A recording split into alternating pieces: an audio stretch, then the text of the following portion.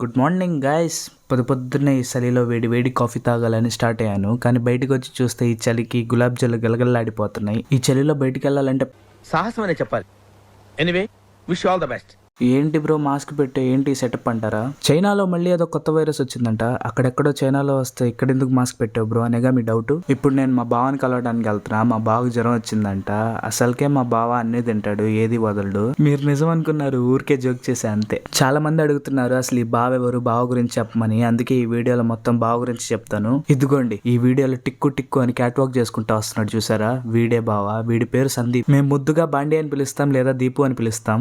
ఈ బాండి అనే పేరు వెనకాల ఉన్న బ్యాక్ స్టోరీ ఏంటంటే, జనరల్ గా మా బావ ఫుడ్డీ. అదేనండి తిండిపోతు. ఈ మధ్య ఫీల్ అవుతున్నారని పాష్ గా ఫుడ్డీ అని పిలుస్తున్నారు. బాండి అంటే కడాయ.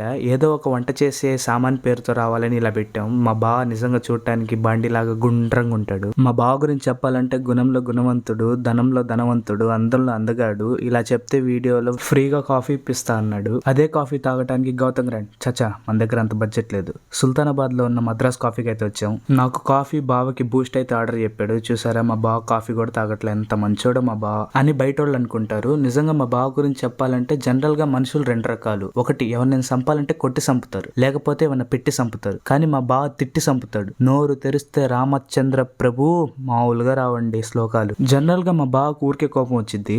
ఏమన్నా రెండు మాటలు ఎక్కువగా పొగిడామనుకోండి కూల్ అయిపోతాడు. కానీ మా బావది స్పాంజ్ గుండె. సో ఇదండి మా బావ గురించి ముచ్చట. అప్కమింగ్ వీడియోస్ తో మా బావతో కలిసి మిమ్మల్ని ఎంటర్టైన్ చేయడానికి వచ్చేస్తా. వ్లాగ్స్, ఛాలెంజెస్, ప్రాంక్స్, ఎవ్రీథింగ్ అవన్నీ మీరు చూడాలి, నా నోటిఫికేషన్ రావాలి అంటే మన ఛానల్ సబ్స్క్రైబ్ చేసుకోండి. Until then signing off. ఇట్లు మీ తెనాలి అబ్బాయి.